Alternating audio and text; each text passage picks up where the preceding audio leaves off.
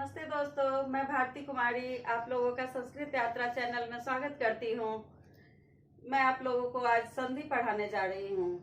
तो पहले बता दूं कि संधियां मुख्यतः 3 प्रकार की होती हैं: स्वर संधि, व्यंजन संधि और विसर्ग संधि। तो मैं आपको स्वर संधि पढ़ाऊंगी। स्वर संधि के अंतर्गत भी दीर्घ संधि, गुण संधि, वृद्धि संधि, अयादि संधि, यन संधि, पूर्व रूप संधि तथा पर रूप संधियां होती हैं। तो जिसमें मैंने पिछली वीडियो में आप लोगों को दीर्घ संधि पढ़ाया था। अगर आप लोग नहीं पढ़े हैं तो जाकर उसको पढ़ सकते हैं वीडियो देखकर।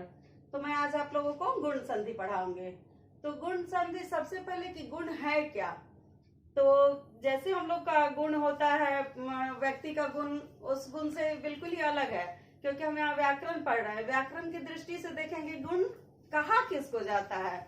तो पाणिनि ने इसके लिए एक सूत्र लिखा अपने अष्टाध्यायी में, अदिंग गुणम। देखिए,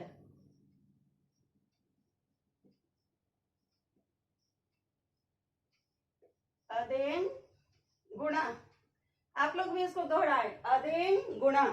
इसके अंतर्गत भी 2 पद आते हैं, ह्रस्व आ आते हैं आता है, और एंग प्रत्याहार इसके अंतर्गत आता है। एंग प्रत्याहार का मतलब क्या होता है, इसके में 2 वर्ण आते हैं, ए और ओ। तो हम देखते हैं कि हम गुण किसको बोलेंगे व्याकरण में। तो अ, ए और ओ को गुण बोलेंगे, ए और ओ को। अदेंग के अंतर्गत क्या आता है, अत और एंग आता है, दोनों मिलकर यहाँ भी संधि है। तो अत और एंग मिलकर अदेंग शब्द बना है। तो इसके अंतर्गत ह्रस्व अ और एंग प्रत्याहार के अंतर्गत ए और ओ। तो यहाँ 3 वर्ण आए, अ, ए, ओ। इसको हम लोग गुण कहेंगे। तो आप लोग देखिए, जहां भी संधि होगी, जहां भी 2 वर्ण आपस में मिलेंगे, तो अगर अ, ए, ओ जहां भी मिल रहा हो आप लोगों को, तो उसको तुरंत पहचानिए कि यहाँ गुण संधि हुई है। जैसे महेश, दिनेश, सुरेश, ए की मात्रा आ रहा है, देखिए ए है, तो वहां पे हम लोग बोलेंगे कि गुण संधि है। ये तो हुआ कि गुण किसको बोलेंगे, इसके लिए एक सूत्र है, संज्ञा सूत्र है। अब हम गुण संधि का सूत्र बोलते हैं। आद गुणा, आद गुणा, ये गुण संधि का अपना सूत्र है। जैसे दीर्घ संधि का सूत्र था अपना, अकह सवर्णे दीर्घ। तो वहां 2 शब्द आपस में मिलकर, 2 वर्ण आपस में मिलने के बाद एक दीर्घ रूप ले रहे थे। तो यहाँ पर एक गुण रूप लेंगे। तो गुण में अ, ए, ओ। तो वही बोल रहा है कि आद का है कि पहले अगर आपका अ हो या आ हो, जहां भी संधि होती है तो 2 वर्ण आपस में मिलते हैं, तो एक पूर्व वर्ण होगा, एक पर वर्ण। बोल रहा है कि पहले वर्ण जो है आग, मतलब आग से, तो यहाँ अ या आ हो, और बाद में अगर आ रहा है, क्या आएगा बाद में, अगर ई, उ, री, लृ। पर पूर्व वर्ण में केवल अ और आ ही आना चाहिए। जब गुण संधि होगा तो पूर्व वर्ण में अ या आ ही आएगा, और बाद में ई, उ, री, लृ, इसमें से कोई एक वर्ण आएगा। तो वहां पर दोनों को मिलने के बाद क्या होगा, अ के बाद ई या दीर्घ भी आ सकता है, यहाँ पे उ या दीर्घ भी रह सकता है, री और दीर्घ री भी रहेगा, और लृ का तो अपना दीर्घ रूप होगा नहीं, तो लृ ही रहेगा। इसीलिए यहाँ पर हम ये दोनों देखिए, अ और आ मिलकर, अ के बाद अगर ई या ई दोनों में से कोई वर्ण आ रहा है तो दोनों के जगह पर ए बनेगा, ए। उसी प्रकार उ अगर अ के बाद या आ के बाद उ हर्ष दीर्घ आने पर दोनों का क्या बनेगा, ओ।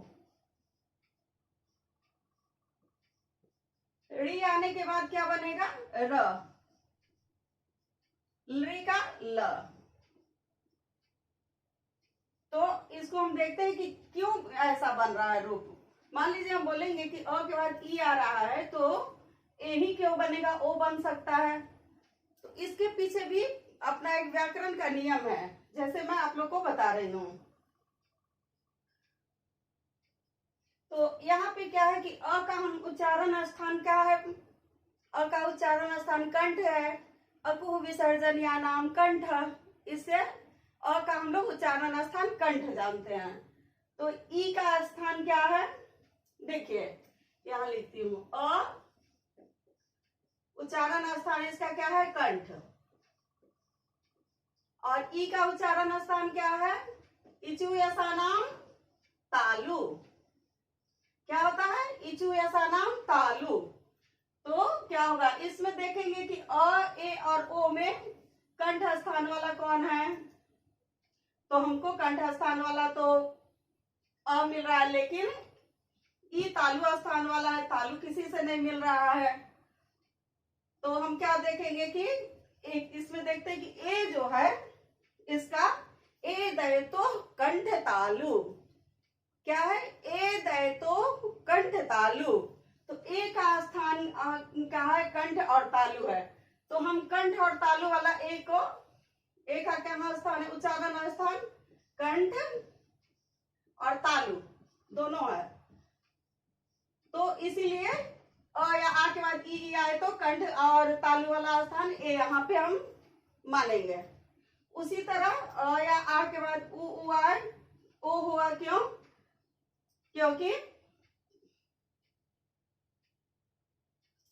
अ का स्थान तो कंठ है ही, अ को विसर्जन या नाम कंठ से अ का स्थान कंठ है ही, और उ का स्थान उपपद्यमानीय नाम तालु, उ का स्थान उपपद्यमानीय। तो यहाँ हम देखते हैं कि अ या आ पूर्व व्यवहार पर में अगर उ या उ आए तो ओ होगा। इसके लिए भी देखते हैं, अ का तो उच्चारण स्थान हम जानते ही है कि अपु विसर्जन या नाम कंठ से कंठ होगा, और उ का उपपद्यमानीय नाम ओष्ठ, इसका ओष्ठ है उ का उच्चारण स्थान। तब यहाँ हम देखते हैं कि ओ का उच्चारण स्थान कंठ और ओष्ठ है होता है, ओ दो तो कंठ ओष्ठम, तो ओ का उच्चारण स्थान कंठ और ओष्ठ है। यहाँ हम आपको बता भी देती हूँ, जैसे अ का तो कंठ हो गया, अ का कंठ, और उ का ओष्ठ।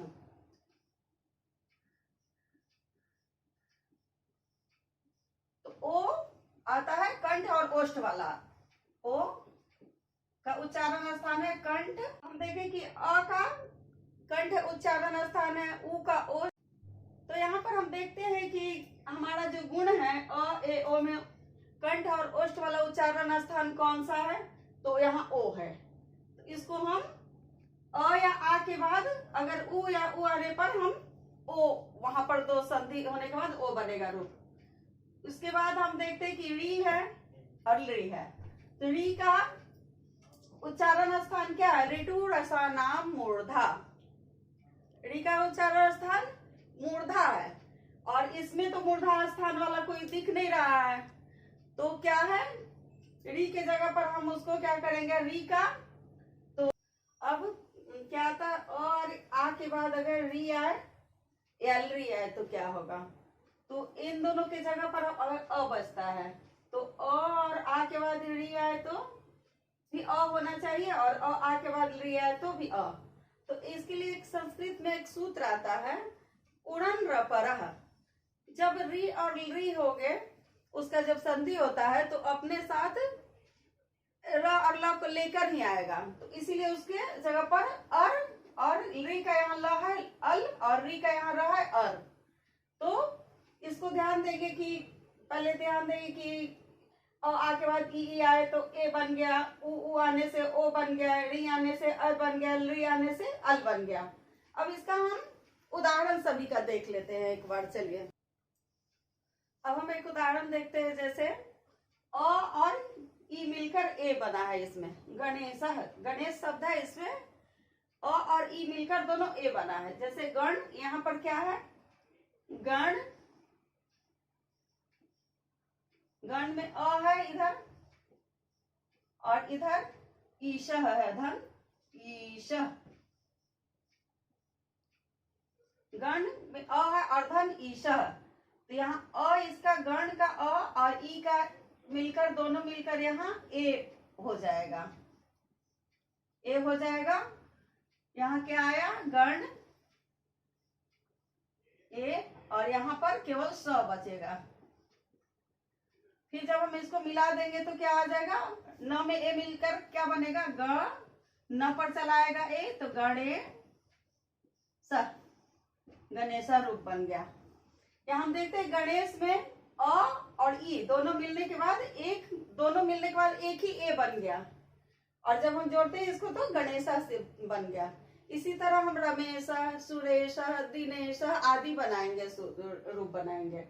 और इसमें तो यहाँ ह्रस्व अ है और इधर दीर्घ ई है, दोनों मिलने के बाद ए बन रहा है। लेकिन अगर हम कहीं पे जैसे देखेंगे रमा धन ईशा, रमाधन ईशा, तो यहाँ भी दीर्घ आ है और यहाँ दीर्घ ई है, तो दोनों ही मिलकर एक ही ए होंगे। यहाँ पर दोनों को मिलकर भी एक ए ही हो जाएगा, रम और यहाँ स, यहाँ फिर म और ए मिलकर क्या हो जाएगा, रमेशा। इस तरह हम देखते हैं कि पूर्व में ह्रस्व या दीर्घ कोई भी हो अ, और बाद में ह्रस्व या दीर्घ कोई भी ई रहेगा। इसी प्रकार हम लोग उ, री और ली का भी उदाहरण देखते हैं आगे। एक उ का उदाहरण देख लेते हैं, हितोपदेश। यहाँ हितोपदेश शब्द हित धन उपदेश बना है, हित धन उपदेश। यहाँ हित धन उपदेशा मिलकर दोनों अ उ मिलकर ओ बना है। यहाँ देखिए हित में अ है, अ धन उपदेशा का उ ले लेंगे और पदेशा, यहाँ अ और उ मिलकर ओ बनेगा। यहां से हित आया,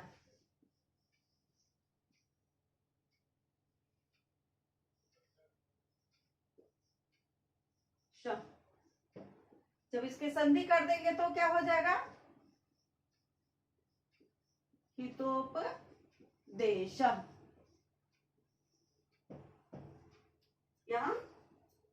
यहाँ दोनों का संधि होने के बाद हितोपदेश हुआ। यहाँ ये बात देखिए, यहाँ भी अ का उच्चारण स्थान क्या है, कंठ है, और उ का उच्चारण स्थान ओष्ठ है, तो दोनों की जगह ओ कंठ और ओष्ठ वाला आया है, तो हितोपदेश शब्द बना।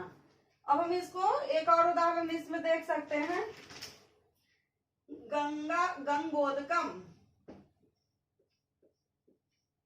गंगोदकम,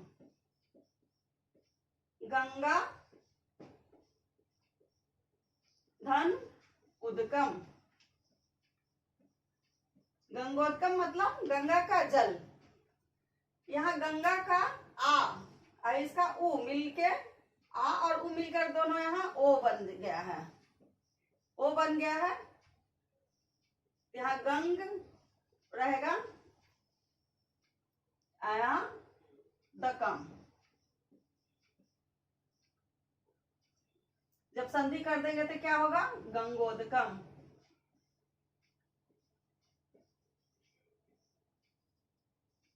यहाँ भी देखते हैं, इधर दीर्घ है, इधर ह्रस्व। हम री का उदाहरण देख लेते हैं, देवर्षि, देवर्षि। यहाँ देव और ऋषि दो शब्द मिलकर बना हुआ है देवर्षि, तो देव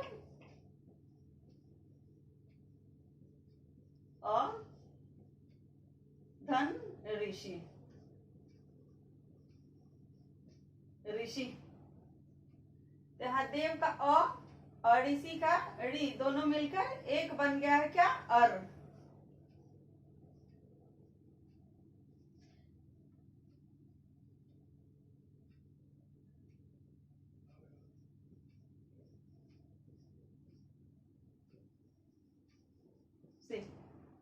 और यहाँ पर दोनों मिलकर क्या होगा, देवर्षि।